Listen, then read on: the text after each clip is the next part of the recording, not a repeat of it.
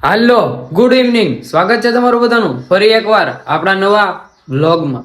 કોઈના વ્લોગમાં good evening નહીં જોઈ હોય, આપણા વ્લોગમાં તમને જોવા મળશે. વાયગા છે તો કેટલા દેખાય છે ને તમને? તો મારે પછી કહેવાની જરૂર નહીં, 5:30 થવા આવે છે ભાઈ. અને આજે વ્લોગ લેટ સ્ટાર્ટ કર્યો કેમ કે કારણ તો મારે કહેવા જેવું જ નથી, હું કામમાં તો એની ટાઈમ જમવાનો સમય નહોતો, અત્યારે હું જમીન ઊભો થાઉં ભાઈ. બરોબર છે, સમી કારવી લીધું છે અને સુજલનો ફોન આવ્યો કાલો ગામમાં જઈ, અને પ્રવીણભાઈનો ફોન આવ્યો છે. પ્રવીણભાઈ કસોટિયા આવ્યા છે ભાઈ, સુરતથી ગુંડલા.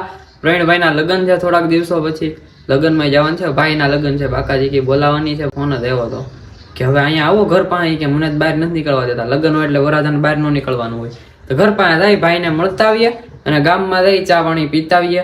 બરોબર છે, એવું કરીએ. રાતના વાગે છે 12 અને આજે વ્લોગ શૂટ નથી કર્યો. એનું કારણ એક છે ભાઈ. શું કારણ છે ખબર છે? હવે આપણે યુટ્યુબમાં જે બગ હતું ને, બરોબર, એ બધું નીકળી ગયું છે, બધું ઓલરેડી સોલ્વ થઈ ગયું છે. હું પણ બધું રિસર્ચ કરતો હતો કે સેમ ડે બતાવે છે વ્લોગમાં ભાઈ. મેં તો ટાઈમ ટુ ટાઈમ મેકેલા હોય ને, જેને બેલ નોટિફિકેશન જે સબસ્ક્રાઈબરે ઓન કર્યું, હું તમને આખું સમજાવું કર્યો. શરૂ આ ક્યારે થયું ખબર? છ નહીં, આમ તો 8 દિવસ પહેલા શરૂ થયું હતું કે હું બ્લોગ અપલોડ કરું, પબ્લિક કરું. જેને બેલ નોટિફિકેશન ઓન કરેલું હોય, જે મને સબસ્ક્રાઇબ કરતા હોય, જેને બેલ નોટિફિકેશન ઓન કર્યું હોય ને, એના ફોનમાં બતાવે બ્લોગ આવે, એ ભેગો બતાવે, ઘડીક બતાવે, 5-10 મિનિટ પૂરતો બતાવે. મેં મારા ખુદના ફોનમાં જોયું હતું, મારા પપ્પાનો ફોન છે ને એમાં જ જોયું હતું, અને મારો બીજો ફોન છે ને એન્ડ્રોઈડ, એમાં મેં જોયું હતું કે એમાં બતાવતા હતા. બેલ નોટિફિકેશન ઓન કરેલું હોય બેમાં, એટલે બતાવતા હતા. એ બેમાં વ્લોગ શો કર્યો, 5-10 મિનિટ રહ્યું, બરોબર છે. અને ઘરે બધા નોર્મલી જોતા હોય. મારો બીજો સેકન્ડ ફોન છે ને, બા મારો વ્લોગ જોતા હોય આવે એટલે પપ્પા જોતા હોય એના ફોનમાં, તો હું જોતો હતો, તો બતાવતા હતા. તો ઇન્સ્ટન્ટ 5-10 મિનિટ થઈ અને પછી મમ્મીએ કીધું મારે વ્લોગ જોવો છે ભાઈ. તો મમ્મીને વ્લોગ બતાવ્યો ને તો વ્લોગ શો જ ન થાય બીજા ફોનમાં. પછી મારા ફોનમાં પબ્લિક બતાવે, બરોબર.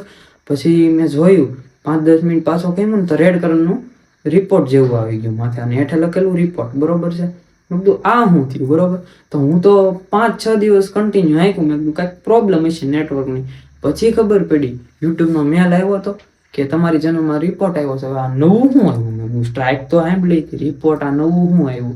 તો પછી મેં કીધું કાંઈ નહીં, હાલો થઈ જાય હરકું એકાદ દીમાં. તો એમ કરીને 8 દિવસ વીતી ગયા. પછી મેં યુટ્યુબને મેલ કર્યો મોટો લાંબો લખીને, મેં તમને કીધું એમ. પછી સેમ દિવસે છે ને સવારે બધું હરખું થઈ ગયું, પણ વ્લોગ તે છે ને બધા આપણે અપલોડ કર્યા હોય ને, એ સેમ દિવસના બતાવતા હતા. એટલે કે એક દિવસમાં બધા મેકેલા હોય ને એમ બતાવતા હતા, પણ આપણે તો ટાઈમ ટુ ટાઈમ મેકેલા હતા. આ પ્રોબ્લેમ હતી મેઇન, બરોબર છે. એના કારણે વ્લોગ શૂટ નથી કર્યો. હું બધું જોતો હતો કે આ બધું શું છે, બરોબર છે. અને આપણે બધા એટલા બધા રેખડાય નથી. આજ ગાડી અંદર પડી છે, મેં કીધું આ છે હું કાંઈ સમજાતું નથી, બરોબર છે. બધું હરખું થઈ ગયું છે. અને હવે કાલથી ભાઈ છે ને continue mini vlog, long vlog બધું આવશે, બરોબર છે. અને ફાડી નાખે બાકા ઈકી બોલાવાની છે. હવે તો ભાઈ આમ થાય તે બધું છે ને હવામાં હાલ્યું ગયું છે. અમુક માણસો નામ નથી લેવા મારે, અમુકને ઊંધું લાગે છે કે આ બધા ફાકા હતા, આમ ને તેમ ને. તો કાંઈ વાંધો નહીં ભાઈ, હવે જે માર્કેટ ગાંડું થાય ને એ આખું અલગ થાય, વિચારી લેજો, બરોબર. ઇન્સ્ટામાં કન્ટિન્યુ થવાનું. પાછું યુટ્યુબ તો નહીં, ઇન્સ્ટામાં આવ્યો રિપોર્ટ આવેલો હતો ભાઈ પ્રમોશનના કારણે. કાંઈ વાંધો નહીં, બધું કન્ટિન્યુ થશે ભાઈ, બરોબર છે. આ બ્લોગને આપણે અહીંયા જઈને કરી દીધો કેવું હારા માયલું રહે ને. તો તમને બ્લોગમાં મજા આવી હોય તો લાઈક, શેર અને કમેન્ટ કરી નાખજો. અને ચેનલ પર નવા સબસ્ક્રાઇબ કરીને બેલ નોટિફિકેશન કરી નાખજો. હું તમને મળ્યો આવા નવા બ્લોગમાં. ત્યાં સુધી તમને બધાને બાય બાય.